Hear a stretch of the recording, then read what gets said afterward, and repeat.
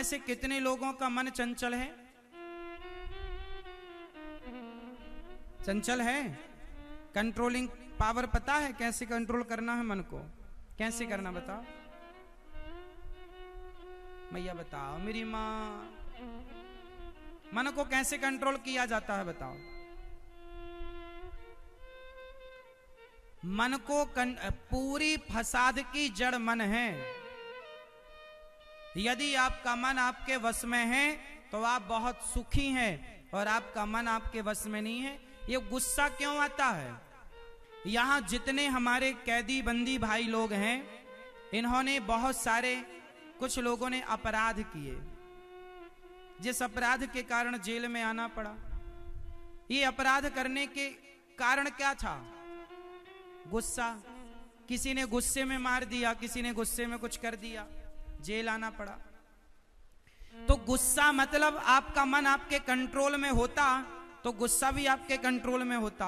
अच्छा, मन कंट्रोल में हो जाएगा तो गुस्सा भी कंट्रोल हो जाएगा, वासना भी कंट्रोल हो जाएगी, लोभ भी कंट्रोल हो जाएगा। और यदि मन कंट्रोल नहीं हुआ तो कुछ भी कंट्रोल नहीं होगा। इसलिए हमारे देश में ऋषि मुनियों ने राजाओं को नहीं जीता, देशों को नहीं जीता, मन को जीतने पर लगे रहे। मन को जीतना सबसे बड़ी बात है। हमने किसी राजा को जीत लिया, क्या बड़ी बात है? मार काट करके हमने किसी राजा को जीत लिया, हमने किसी देश को जीत लिया, बड़ी बात नहीं। अरे राजाओं को जीतना बड़ा नहीं है मेरी माँ, जीतना है खुद को जीत करके दिखाओ। इसलिए हमारे यहाँ किसको जीतने की बात कही गई? स्वयं को जीतो। हमारे देश में साधु संत किसको जीतते हैं? अपने मन को, अपने इंद्रियों को, अपनी वासनाओं को, अपने मन को कंट्रोल रखते हैं।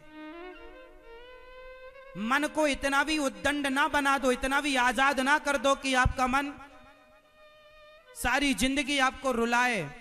अब यहां जितने हमारे बंदी भाई हैं, कल मैं बंदी भाइयों से मिलने उनके वैरल में गया और वहां जाके पूछा कि आप कैसे जेल में आए। तो एक दादाजी थे, वो बेचारे रोते रोते अपनी बात बता रहे थे। उन्होंने बताया कि महाराज जी, नवंबर का महीना था, भोपाल में उस समय बहुत सर्दी पड़ी थी, आज के 10 साल पहले। मैं सो रहा था, मेरी पत्नी ने एग्जाम दिया था तो उसका रिजल्ट आया था, तो वो बहुत खुश थी। वो बोली कि जरा ऑनलाइन कंप्यूटर चालू कर दो, मैं अपना रिजल्ट देख लूं कि क्या नंबर आए, मैं पास हुई कि नहीं। तो पति रजाई ओढ़े सो रहा था, तो पत्नी ने रजाई खींच दी, जरा उठो जी, वो रिजल्ट हमारा देख दो, हम पास हुए कि नहीं, अच्छे नंबर आए कि नहीं। बड़ी खुश थी, रिजल्ट आ गया, उसे विश्वास था मैं जरूर पास हो जाऊंगी, अच्छे नंबर लाऊंगी। वो पति की रजाई बुक खींची तो पति बोला रजाई मत खींचो, मुझे सर्दी लग रही है, मैं सोऊंगा। पति ने दोबारा रजाई खींची तो उसने बोला कि यदि तुमने अब रजाई खींची तो गला दबा दूंगा। तो पत्नी बेचारी वो तो खुश थी, उसने ये थोड़ी सोचा था कि मेरा पति मेरा गला दबा देगा। बेचारी ने तीसरी बार रजाई खींच दी तो इसने उसका हाथ पकड़ के बिस्तर पर लिटाया और कस के गला दबा दिया। बेचारी मर गई।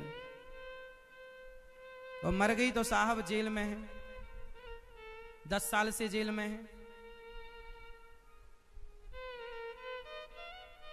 और ये रात भर उसके साथ पड़े रहे क्योंकि ये शराब के नशे में थे।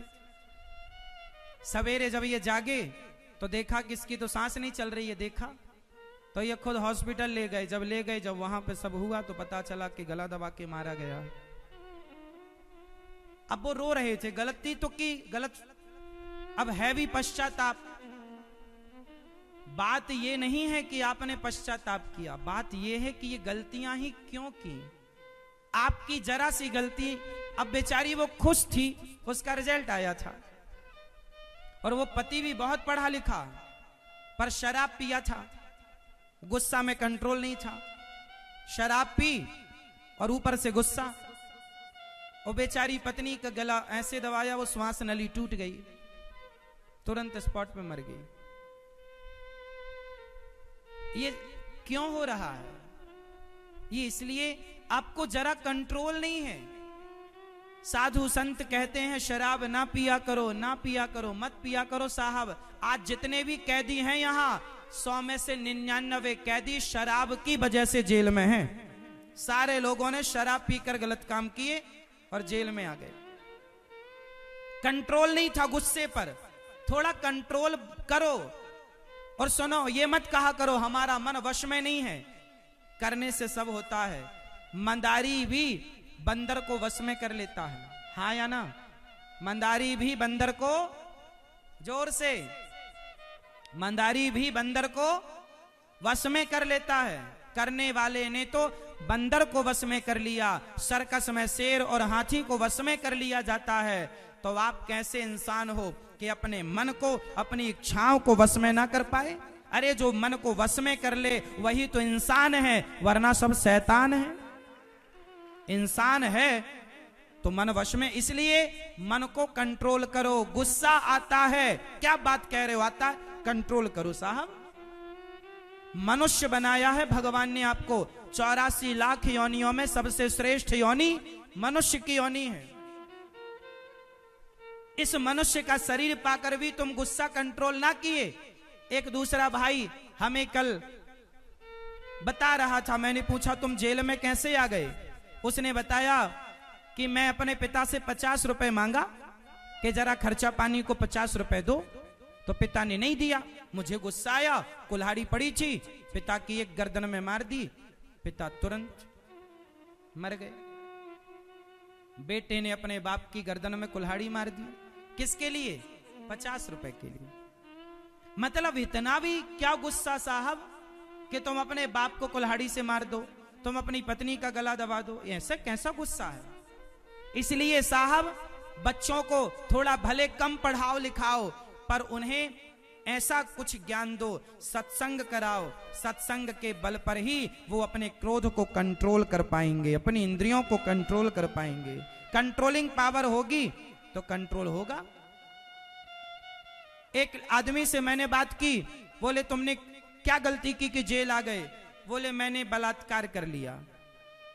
अब ये क्या था? तुम्हारे अंदर इतनी भी कंट्रोलिंग नहीं थी कि तुम ये गलत हरकत ना करो? अपने हर चीज को कंट्रोल करनी पड़ती है, अपनी हर इच्छाओं को, हर इंद्री। आंख को कंट्रोल करो, ये कुछ भी ना देखे। कान को कंट्रोल करो, कुछ भी ना सुने। मुंह को कंट्रोल करो, कुछ भी ना बोले। चमड़ी को कंट्रोल करो, कुछ भी। भूख दो होती है मेरी मां, एक पेट की भूख होती है, भूख होती है किसकी? पेट की। और एक भूख होती है चमड़ी की। पेट की भूख फिर भी बुझ जाती है, पर यह चमड़ी की भूख नहीं मिटती, भूख नहीं बुझती।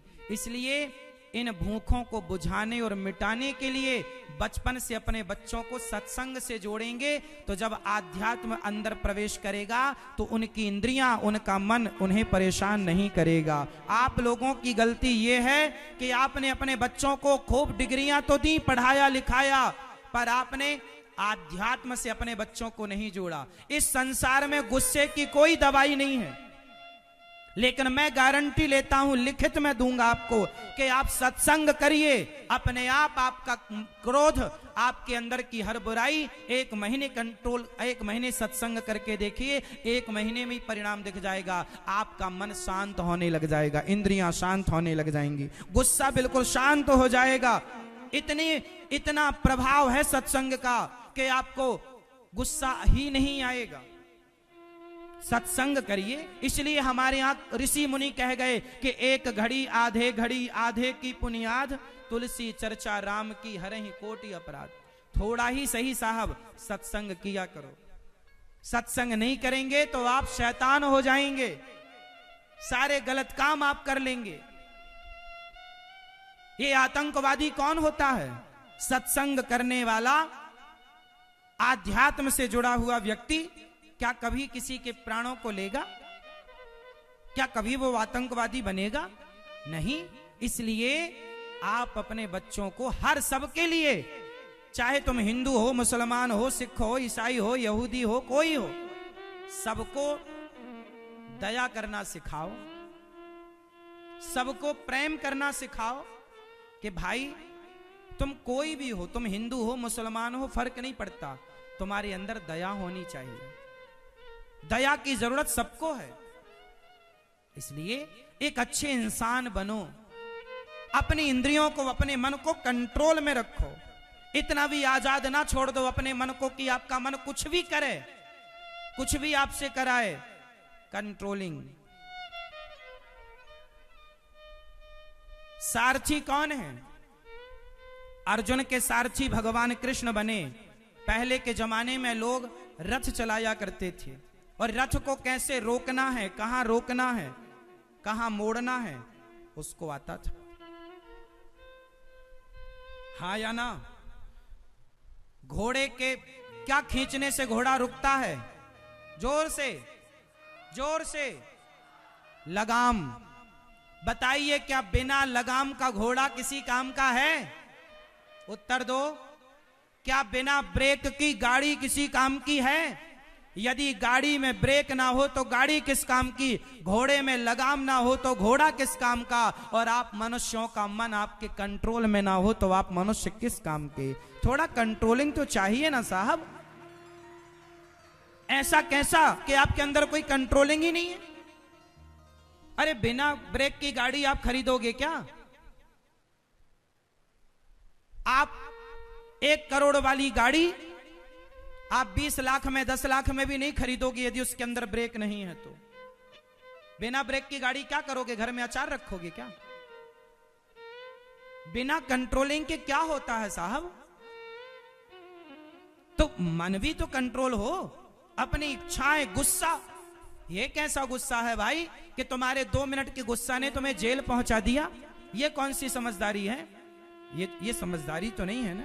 इसलिए अपने अंदर कंट्रोल, विवेकी बनो, विवेकी बनो।